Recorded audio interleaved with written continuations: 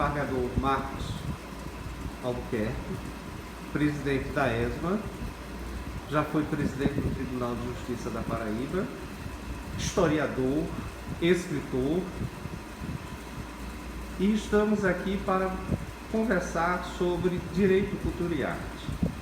Com essa complexidade de cultura e abordagem, desembargador Marcos, qual sua visão hoje sobre o direito e a cultura?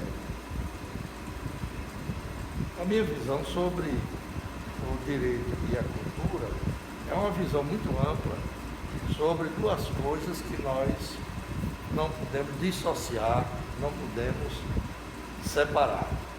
O direito é, acima de tudo, cultura. E o direito também é arte, e eu diria o direito até estética, arquitetura. Aqueles que se destinam a ser operadores do direito, eles fazem nada mais, nada menos do que em suas petições como advogado, em seus pareceres como os promotores e em suas decisões como os juízes, nada mais, nada menos do que fazer a engenharia do pensamento, a arquitetura do pensamento e fazer estética. Portanto, isso, a meu sentir, é arte, é cultura. Nós vemos que, às vezes, uma petição, um parecer, uma sentença, eles são recheados de literatura. Quantas vezes a gente não vê numa peça dessa o advogado dizer: esse direito que estou a pleitear, ele se amolda como uma luva à mão, no dizer de Machado de Assis, para o direito do meu constituinte. De tal sorte que isso é literatura, isso é cultura, isso é arte. O senhor é membro do Instituto Histórico Paraibano e da Academia Paraibana de Letras. Qual a sua concepção hoje para a cultura? Ela está crescendo? Ela está estagnada? Qual a sua visão para esse índice hoje? A meu sentir, a cultura está evoluindo de uma forma diferente da forma clássica, de Guimarães Rosa, Machado de Assis, Carlos Drummond e tantos outros, Gilberto Freire, em Casagrande e Senzala, aquele monumento da literatura brasileira, e está se popularizando mais. Vejo a cultura e a valorizo, como estou vendo hoje, se distanciando um pouco da cultura clássica, ligada à literatura grega, romana e oriental. E hoje, no Brasil, vejo que na literatura há uma preocupação muito grande de se explorar os campos que são nossos na literatura brasileira, e explorar os contos, as histórias, as lendas indígenas, por exemplo, e também dos quilombos. Hoje, esses temas estão muito atuais, estão presentes também através da tecnologia da informação. Nós temos ícones como José Lins do Rego, Augusto dos Anjos, José Américo de Almeida. Nessa contextualização, quais autores hoje nós poderíamos ter dentro da Paraíba com essa expressão literária? Seria possível fazermos esse parâmetro dentro da nossa literatura? Você citou, Ricardo, grandes expoentes da literatura brasileira, nascidos na Paraíba, né? Zé Américo de Almeida, Zé Lins do Rego, Augusto dos Anjos. Eu acrescentaria Carlos Dias Fernandes e também nosso contemporâneo, eu citaria o nosso Ariano Suassuna, paraibano também, que chegou a criar um movimento literário no Brasil, o movimento armorial, com uma coisa completamente nova. Eu nunca tinha visto aquilo, e quando passei a ler as obras de Ariano, fiquei impressionado. E Ariano foi buscar aquilo que disse sobre a cultura hoje. Ele foi buscar suas fontes nos contos populares, no povo, nas histórias, na mitologia, nas lendas, que um pescador conta, um caçador conta, não é? Nos sertões, nos cariris, e que também tem muito no litoral. Eu, por exemplo, já escrevi 31 obras e agora estou com um projeto para o próximo ano, a 32ª obra, onde eu estou mudando um pouco a minha linha literária. Escrevi muito sobre história, muitas biografias, 2 livros sobre direito e 3 romances. 2 estão prontos aqui, guardados, para o lançamento depois da pandemia. O primeiro lancei em 2018, A Preta Gertrudes. Tem o Gurguri, que é uma autobiografia minha, romanceada, tipo Meus Verdes Anos, de Zé Lins, tipo Fretana, de Carlos Dias. Está pronto. Minha Infância e Juventude na Minha Terra, Mamanguape, o segundo romance. E o terceiro pronto também para lançar, Montemor. É a história de uma aldeia indígena muito importante, que houve no Vale do Mamanguape, chamada Montemor, e que hoje é Rio Tinto. Hoje é Rio Tinto. Também contando tudo aquilo de uma forma romanceada.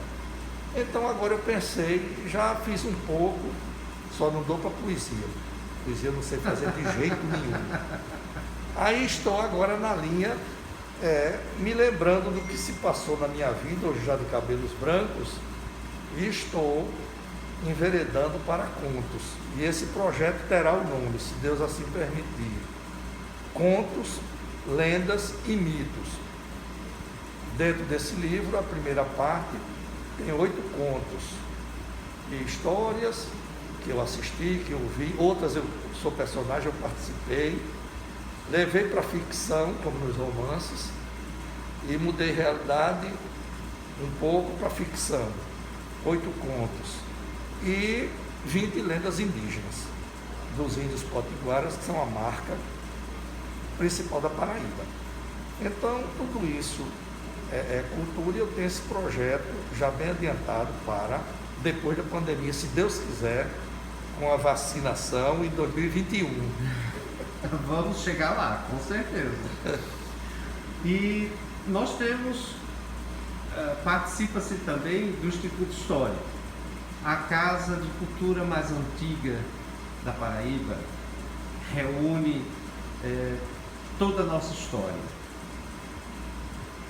Por que gestores públicos não têm uma visão de que a Casa da História da Paraíba deveria ter uma política pública específica, uma atenção para a permanência e manutenção da nossa história? Porque sem história não somos ninguém.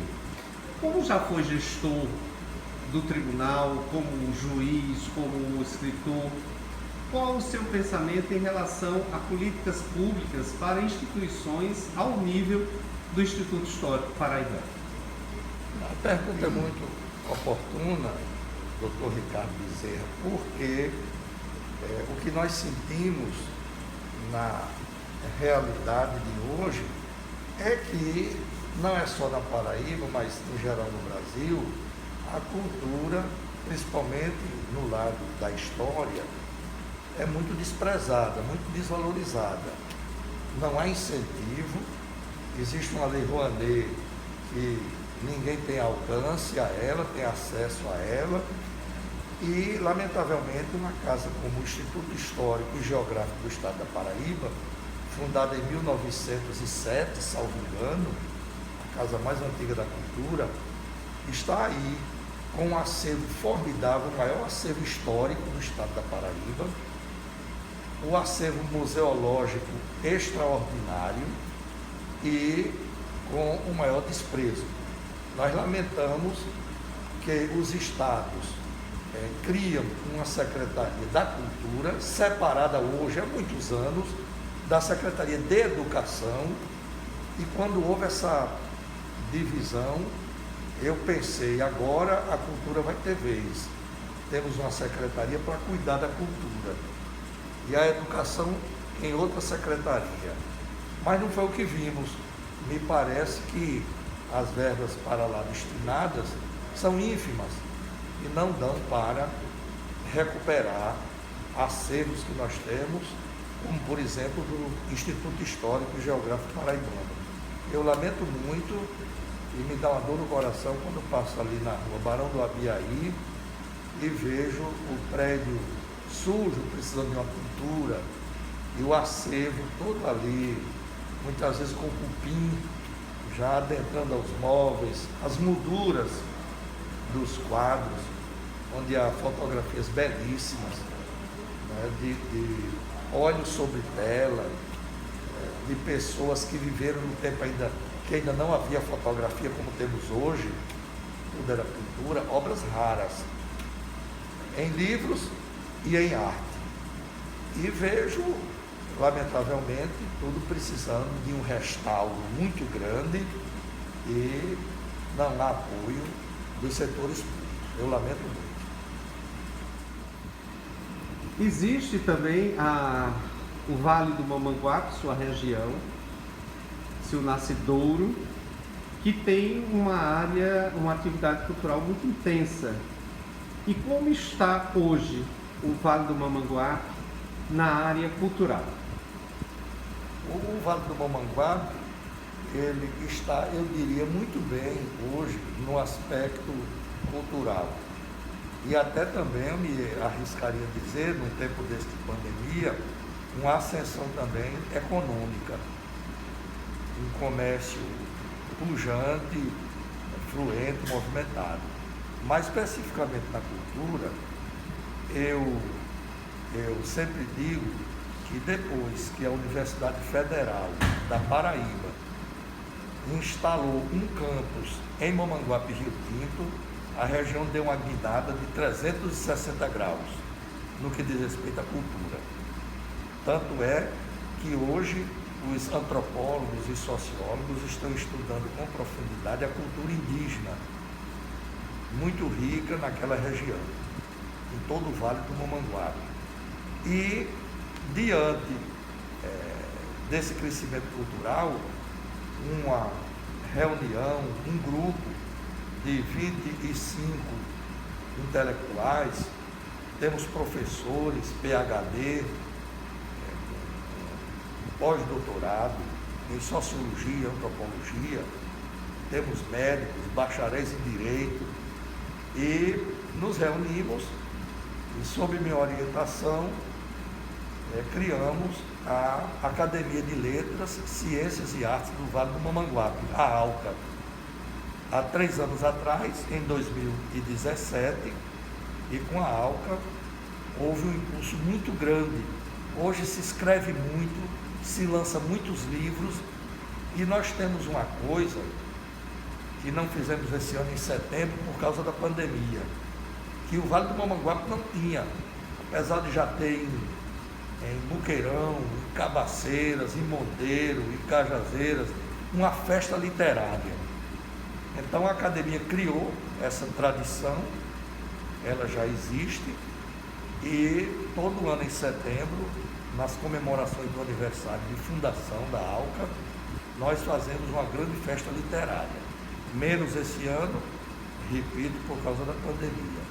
Então, surgiram muitos escritores, historiadores, poetas, jovens, e houve também uma escola técnica lá em Mamanguape, que matricula todo ano 2.000 alunos. Imagine que tem jovem dessa escola, hoje, como o jovem Diego, escrevendo livro de poesia. Isso é fantástico, e o Vale do Mamanguape deu um salto muito grande no aspecto cultural também.